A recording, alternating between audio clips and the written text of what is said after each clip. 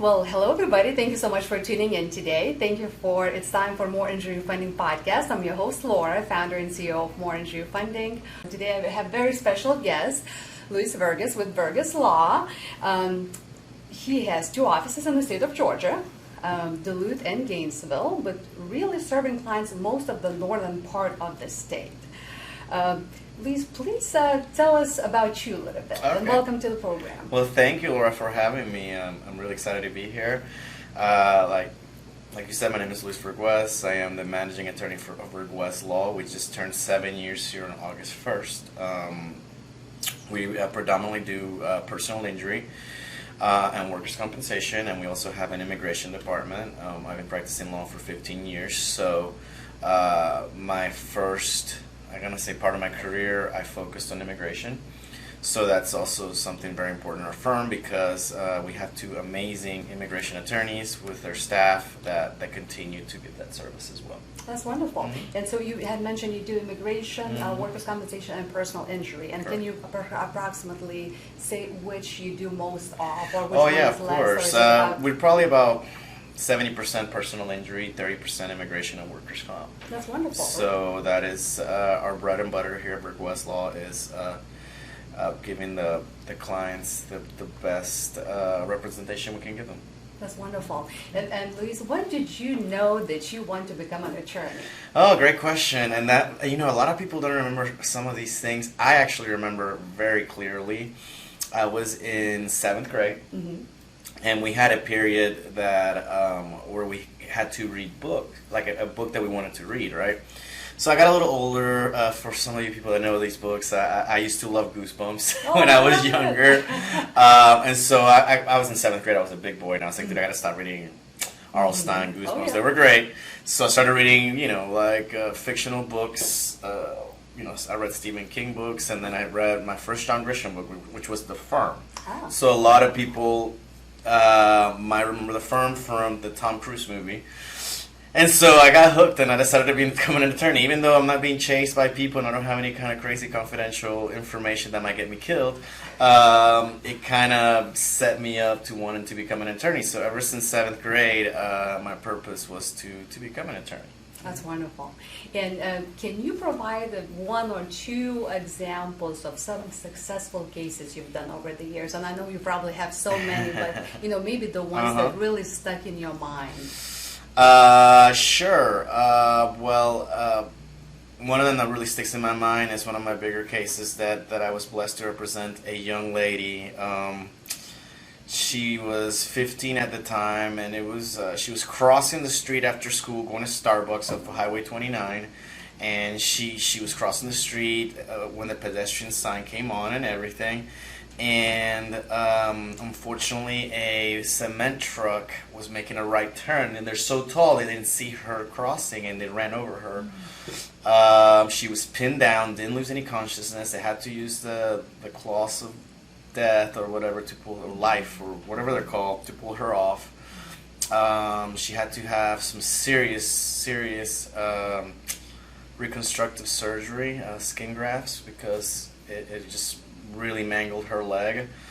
And we were able to represent her and get her a very, very good result on her case. She's set for life. Her family's very, very humble, very good people, and the good news is, she's walking perfectly. Obviously, the quality of life changes in those cases quite a bit. She's a young woman with a very scarred leg, but I think it was a very good result for the mishap that happened. So she's living a normal life now, and very happy, and we still stay in touch with her. That's wonderful. Do you get a lot of postcards and letters from your former clients? Not much myself. My attorneys do. Some of my attorneys, particularly immigration attorneys. I think with immigration, it is such a fulfilling kind of work as well as personal injury, but it's just in a different level. People come to this country either such as myself, looking for a better future, or some of us are running away from some kind of persecution, because in our country we might be persecuted for religion or sexual orientation or nationality or race. And so it's a very fulfilling kind of work. And so our immigration department, they get all the goodies from the clients. That's so sweet. Yeah, That's we get all the goodies from the medical providers, so it kind of evens out. I love it. Yeah. This is, no money can buy the really good, word of appreciation. Correct. For sure. Correct. So I know that you work primarily with Latin or Spanish-speaking clients. Is that correct? Yeah, I mean, very interesting. We keep up with our metrics and everything, and it's slowly evening out. We're probably about over 50% still of Spanish-speaking clients, but the rest is kind of catching up. Just English-speaking clients is catching up as well. That has to do a lot with the younger generation. We're going to have a lot of Hispanic clients, and those Hispanic clients we have cases that could last 7-8 years in immigration. So we kind of grow up with these kids, like we see them grow.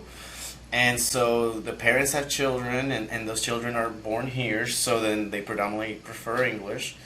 So, we're seeing a lot of changes when it comes to what language our clients speak. I love that. So what is your normally approach to communication with the native Spanish speakers? Tell me, how do you ensure effective communication and your clients' understanding throughout the legal process? Great question, Laura. I think, how we talk about this in law school, talking to them in layman terms, just talking to them normal. Our clients, it's like when I go to, talking to a doctor, if you start telling me a lot of medical terms, I'm not going to understand it. Or a mechanic. I don't know anything about cars. I like cars, but I don't know anything about cars.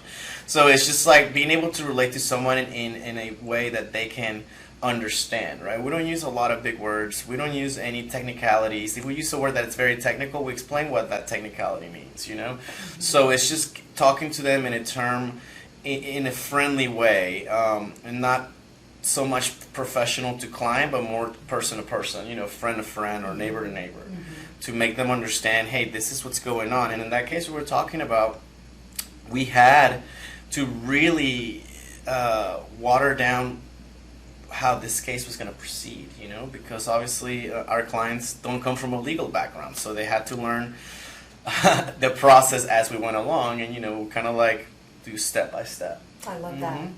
And are you, Luis, familiar with the specific challenges and concerns that native Spanish-speaking immigrants face in Georgia when it comes to immigration, personal injury, and workers' compensation cases? Yeah, I think one of the big ones is just taboo. I mean, honestly, there's a lot of taboos out there. You come into this country, a lot of our clients cross the border. If it's the Canadian or Mexican, mostly the Mexican border from Central America, even South America from Mexico, they come here and then they're in a devastating accident, and they think they don't have any solution. They can't go forward with a civil case because they're here, as I hate to use this term, but they use it all the time, and I always correct my clients, they're illegal. And that is the farthest thing from the truth. When you're in an accident, labor accident or automobile accident or a slip and fall, whatever it is, this is a civil suit. In order to win a civil suit, you just have to show preponderance of evidence. I have 51% of the evidence that this is not my fault, therefore I should win. Immigration status does not matter if you are hit and you're going against a $1 billion insurance company. And so I think even to this day, and all our clients have social media. It's funny, right? Because a lot of our clients don't even have emails, but they sure have TikTok and Facebook, and we get a lot of our information from that. Correct information or incorrect information, whatever it is. But that taboo is still there. That I don't have any papers, I can't go forward on this case, even though I'm severely injured. So I think that's one of the biggest obstacles that we have with our clients still, is just being able to educate them that things aren't as bad as you think they are just because you don't have a piece of paper saying that you're a United States citizen. So I think that's a major one. Well, totally makes sense. And how do you, Luis, stay updated on the latest changes and developments in your practices of law that may affect Spanish-speaking clients in Georgia? Well, that is the beauty of Virguez Law. We have an amazing team here of attorneys, paralegals, our PI director that are up to date with any changes. And when it comes to the personal injury world, there's definitely changes, but in the immigration world, the changes are constant. I mean, there's a new policy here. This is how they're gonna. I mean, so we're up to date. We try to be up to date, and we try to disseminate that information to our base, to our audience, when there's a big change on the law. Okay. And can you explain the process and timeline for handling an immigration case of personal injury versus workers' compensation for your Spanish-speaking clients?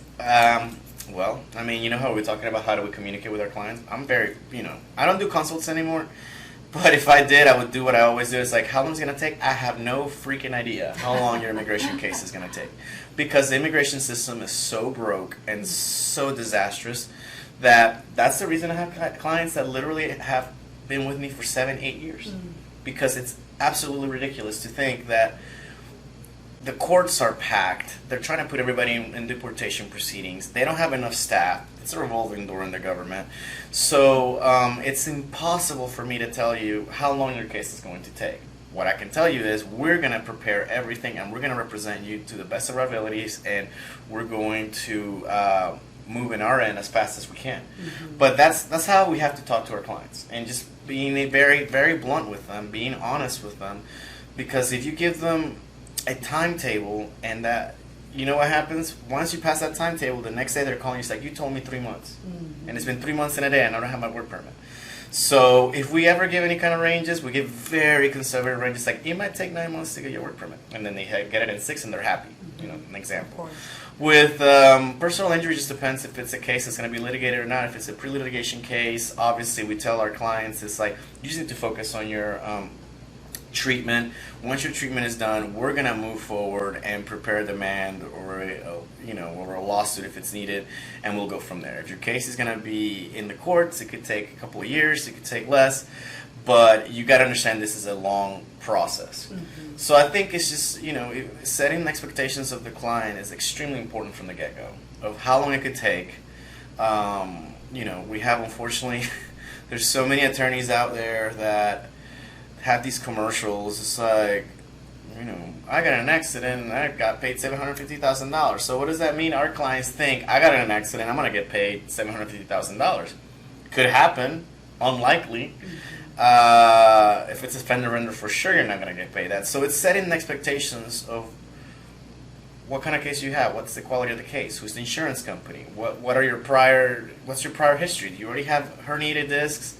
Does the court, have you already submitted a demand in the past? And we're going to have to go through discovery and disclose all your medical. So it's a process of explaining to them, setting expectations. Absolutely. Do you have a network of professionals such as translators or interpreters who can assist with language barriers during legal proceedings or consultations? Yeah. And what about also Portuguese-speaking Brazilian population? Well, unfortunately, we don't have any Portuguese-speaking people here at our firm. We do have some that speak French. Most of us actually speak Spanish, which is great. Our attorney, our head attorney in the immigration department is bilingual. She speaks Spanish like a native. So that's important, right? So when you go to court, though, in court you have to have a translator, a certified translator, to handle those things for you for due process purposes, So, but when it comes to Portuguese, it's great because I understand a ton of it. I just can't speak it back, and that's what Portuguese-speaking people say as well. It's like, I understand Spanish, but I don't know how to speak it. But it's extremely similar that we can understand each other pretty well. That's wonderful. Mm-hmm. If you ever need any translation I know, services, you got me. I know you got me. Your back, right? So tell me, please, what is your fee structure for handling immigration, personal injury, and workers' compensation cases for your Georgia clients? Are there any additional costs or expenses that clients should be aware of?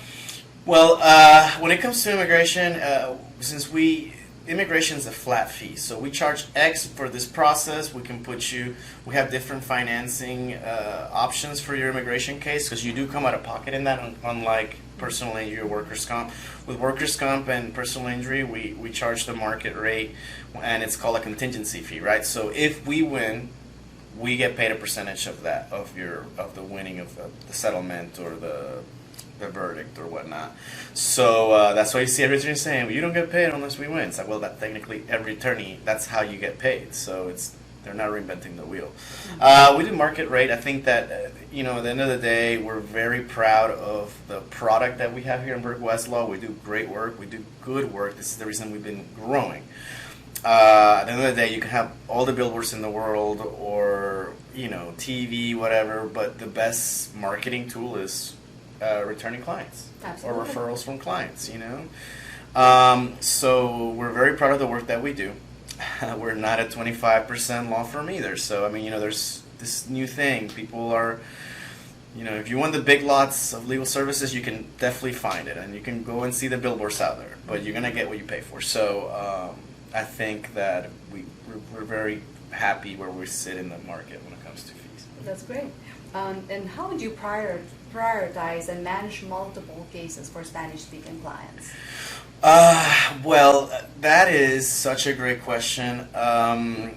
We have an amazing team. So, we have operations. Belky, that runs operations, is awesome at what she does. She sets guidelines of how we need to be, how to run things along with my PI directors. So, the important thing here at Virguez Law is your case is just as important as everybody else's case. I don't care if there's a $30 million policy in one case with very serious injuries. Your case that has a $25,000 policy is just as important. Mm-hmm. And we treat all our clients the same, and that is part of the growth that we've had. It's just being able to treat our clients the same. So we do put, our attorneys have their pods of case managers and paralegals, and we have a lot of faith, and they know how to prioritize cases. Particularly in personal injury, we are touching each file every 2 weeks. Even if you're treating, you're not calling the office, we're going to call you, make sure how you're doing, how everything's going, and that's important. Clients are going to call when they have a question, but it's also nice when your case manager or attorney calls just to see how you're doing. Absolutely. So. Makes a huge difference. That's why everybody loves you. Because they have that family feeling. Yes, absolutely. So, do your clients normally have direct access to you and your law partners throughout the duration of litigation process? Correct. Our clients have access to our attorneys when needed. Our attorneys are there to be able to handle the legal aspect of your case. Sometimes they want to some encouragement too. So we're there for that as well. We have a great team that work under our attorneys. They're there for you on an everyday call. But when the time comes, when it's important, our attorneys are always going to be there to answer any questions. I love that. And do you happen to have, I don't know, from the top of your head, or maybe you will refer us to your website or your social media for any testimonials or any nice words of appreciation Absolutely. from your client? Yeah, we have our Instagram, Virguez Law. We have, that's also our Facebook. Our website has a lot of that. You can see our Google reviews as well. So there's a lot of material out there when it comes to the kind of work we do. Okay. And how many law partners do you have at your firm? I have 0 law partners. It's my firm 100%, but we are 6 attorneys. That's wonderful. Mm-hmm. And they're all at this office or between? They are all at this office. One of our immigration attorneys does handle cases in our Gainesville office. And of course, our attorneys are more than happy to go to you when you're in an accident. So we have people, we have our community liaisons that are out and about meeting our clients that can't come to the office. Some clients are really happy, just e-signature. They're happy, they know how this works. And some clients want to come here. Our doors are always open. Well, technically Monday to Friday, but you can come here whenever you want to. And also, we go to you. If you can't come here, life gets in the way, you're too far, we always come to you. So what happens is if you have a client calling from another state, let's say, one of the southeast states, like Tennessee, Florida, Mississippi, what about New York or Hawaii? What would you do with those clients? Well, with those clients that are not, if they're in a state that we're not licensed to practice law in, we will refer you or work closely with one of our affiliates in those states. Okay. So that's not a problem. You can call our firm, we'll definitely work hand in hand with an attorney that's licensed in that state. When it comes to immigration, the beauty of it is it's federal law, so you just have to be licensed in one state. So we practice immigration in every state. Wonderful, love that. Mm-hmm. So Lisa, please tell me, how do you overall help your clients achieve the results that they deserve? I know you have mentioned, multiple details, Mm-hmm. wonderful stories there, but just kind of in a summary, how do you help them get to where they need to go and, to achieve that final goal? Explain to them what a personal injury case is, first of all. A lot of our clients, if they come from a country in Latin America, they're shocked to hear that they could actually be compensated by the insurance company of someone that hit you. This is not normal in Latin America. So we explain to them how it works. We explain to them first that your priority is your health. And I think that's extremely important to explain to them. This is coming from a person that has 3 herniated discs, probably from an accident. Is get your health in order. So if you're in an accident, your priority is your health.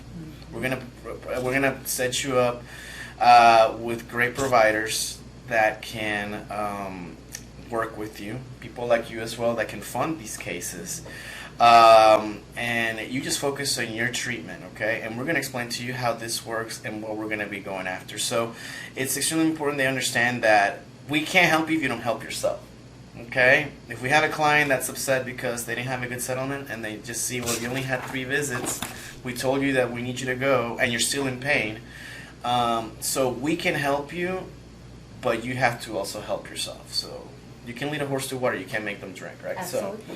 So we explain to them the importance of getting your health back, and that's the priority. You're getting, technically, it's not free services. You're getting your services paid for, your medical services, and we know how expensive medical services are in the United States. Oh, yeah.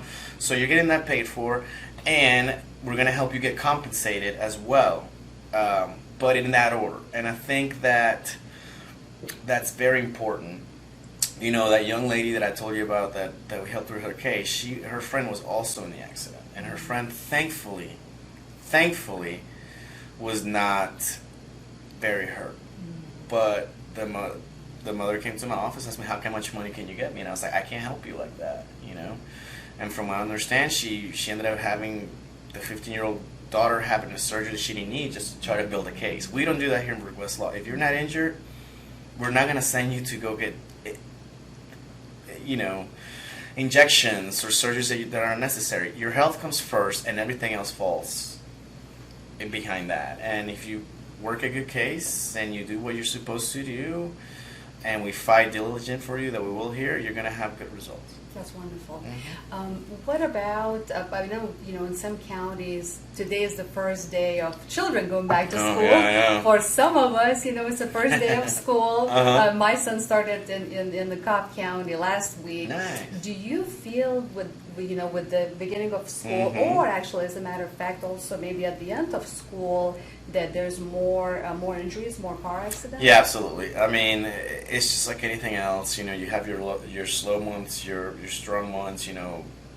Everybody's back from vacation. It feels like July, everybody goes on vacation. June, July, maybe the first week of August, but everything's going back in the swing of things. So be careful on the roads. There's a lot of cars out there. We know that Georgia, Atlanta particularly, is a very traffic heavy state. So be careful out there. And not only that, though, people that are not from here, they don't realize that Georgia, we get some very extreme weather here. Like yesterday was just like pouring down out of nowhere. Be careful when driving on a wet road. And God forbid, driving in snow. We know how bad we drive here in Georgia when it comes to ice and snow. Oh, yes. I'm coming from North Europe, so I know. I remember that, 6-7 years ago, I told my parents, with the camera, my dad couldn't believe it. He was laughing. I said, Dad, don't laugh. People don't know how to drive here. I mean too. It's like we are not used to driving in snow like in other places, and you have to respect it. You got to respect snow and ice. It's very dangerous. Exactly. So, if anybody, God forbid, gets injured, how can they found Virguez Law? Okay, very simple. I mean, our phone number is extremely simple. It's 678-300-0000. You can find us on our website, virguezlaw.com. You can find our Instagram as well, that we have a lot of presence, and you can find my Instagram as well. It's Injury Attorney GA. where you can ask me directly. That's probably the easiest way to contact me directly is through my Instagram, to be honest with you. So That's wonderful. Mhm. I think that's how we first actually talked. Yeah. Through Instagram That's years true. ago. I love Yep, it. yep. That's so wonderful. Thank you so much again for all of this very wonderful information. Thank you, Laura, for explaining having me. how it works. But before I let you go, Uh-huh. I have this one pop-up question for you. Okay, go You for ready? it. Yeah, I'm ready. What's your biggest fear? Oh man, that's a tough one. I'm not gonna lie to you and tell you I don't have any fears. Of course I do. Biggest fear is uncertainty. Just uncertainty in any level, personal level, professional level. I like to plan things out, but at the same time I know that God's in control, which is funny, right? And there's a saying, when you make plans, God laughs at you. Because, we like to make these plans but we don't know what He has planned for us. So, but I mean, it's just a lack of control. I think it's one of my big fears. And it's something that I have to consistently work on. It's just knowing that we have the right people in place in my personal life and professional life. It's just doing that, Just trust and delegation. Exactly. And, trust in God. Correct. Again, that was attorney Luis Virguez with Virguez Law, ladies and gentlemen. Thank you so much again for Thank you for having me. It was great. Thank you for having me, and I appreciate it. And I want to thank you all for listening and watching us today and listening about this wonderful story of personal injury, workers' compensation, and immigration law. For more tips and tricks about legal funding, reach out to me via all the social media sources, Instagram, YouTube, TikTok. And thank you so much. We'll talk to you and Thank see you, you Laura. soon. Bye. Bye.